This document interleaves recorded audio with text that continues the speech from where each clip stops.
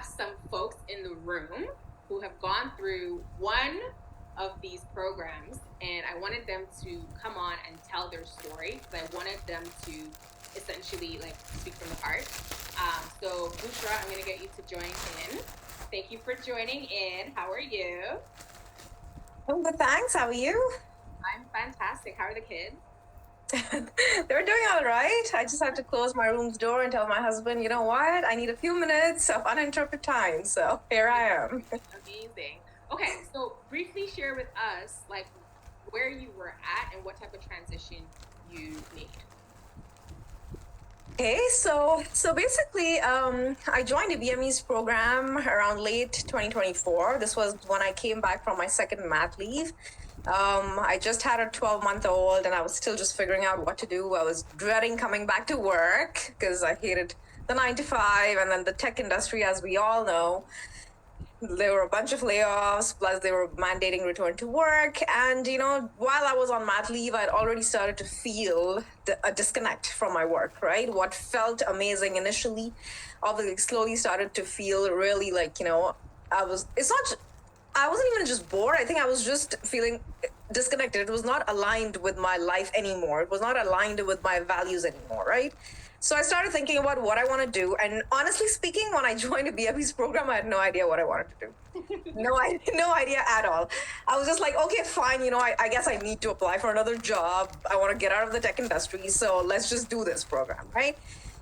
So yeah, we met. We started with the program. It was great. A 6-week program, really well structured, right? We went through the program similarly as she told you, figured out where I was, figure out what I wanted to do, and even at that time, I was like, okay, I wanted to get into, the education space or maybe, medical space, hospitals and stuff like that, because those are secure jobs.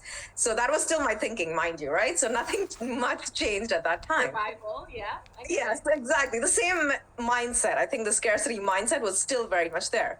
So I think with a lot of conversations, the mindset shift started to happen, right? Where she mentioned that, you need to think from an abundance mindset, right? Not like, oh, I need this job. It's more like, this is what I want to do, and that's what I'm going to work towards.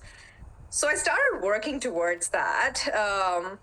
I think I narrowed it down on the education space that's what I want to do. I wanted to do learning and development in the education space because I enjoy adult education. So I started doing that, and believe it or not, in the 4th week, I have no idea what I was doing. Okay, this sounds funny, but honestly speaking, I think career coaching was one thing I told IBM a long time ago that I enjoy doing. So I was doing a random Google search where I said career coaching for moms, right? Just a random search. And I came across a lady's profile where she speaks about motherhood-centered career coaching. And it was almost like a light bulb went on, right? I was like, oh gosh, this is exactly what I was looking for.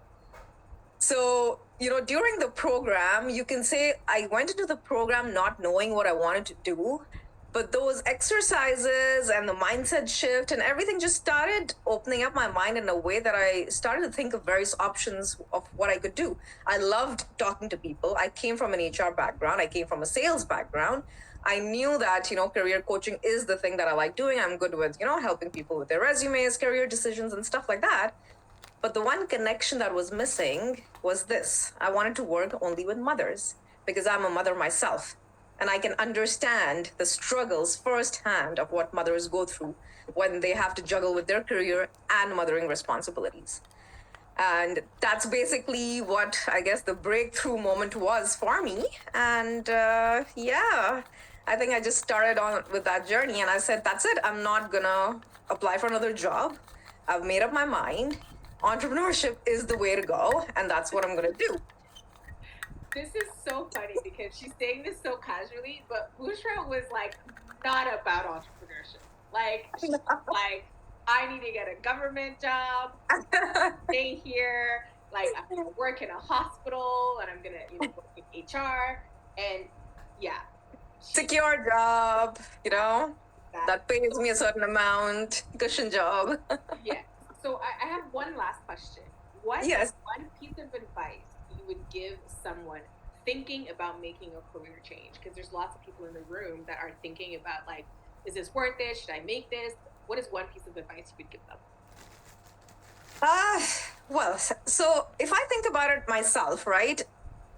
I knew that I wanted something to change. I just did not know what. So, the first step is just taking that first step to change something. So when I started working with the BME, honestly, when I got into the coaching program, I did not know what I wanted to do. So the first step, I think, is taking a bet on yourself. That is extremely crucial to break those limiting beliefs and the barriers that you have in your mind. Because I did not know what job I wanted to do. I just knew that something had to change. What had to change? No idea.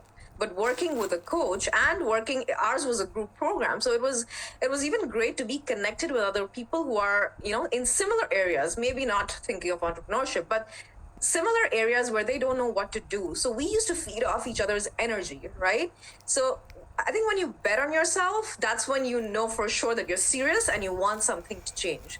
And that is extremely important. That is what helps to break barriers. That is what helps to break your limiting beliefs. And only then are you able to move forward, right? And that's not to say that you're not going to have challenges later on. You will obviously keep having those challenges. But once you've learned to bet on yourself, I think that's when everything changes. So what you're saying is that people need to invest financially in coaching. I'm kidding. But bet on yourself. Thank you so much, Bushra. I really appreciate that. I have another client, Khadione, that's also on the call. Hello. Hi. How are ya? Good. So tell us a little bit about like where you were at when you first came into the program, and then what happened through the program, and then where you landed. So Bushra and I are kind of similar, where I had a baby and I returned to work in April. And I liked my job.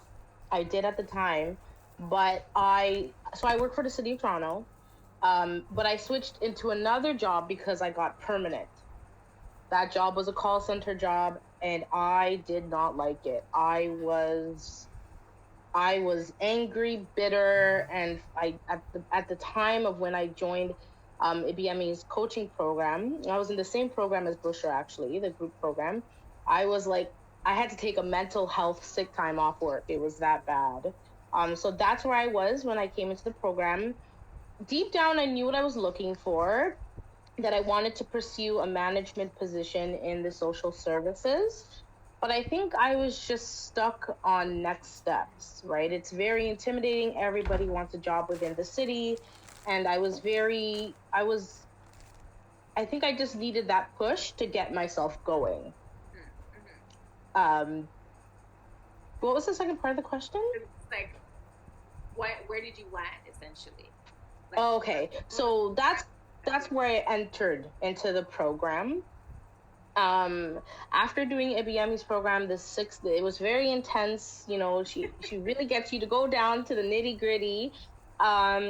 I'm happy to say that now I'm back into the job that I love within the city of Toronto. I'm back as a street outreach counselor, going out and making a difference to people who are on the streets. I'm really passionate about like housing and the unhoused population. So I'm back to doing that. And I also got a part-time management position with a shelter. So that's where I'm at now. And you are much happier. Yes, and I'm much happier. You're actually able to show up for your kids. You're able to actually, be present with them, which is fantastic.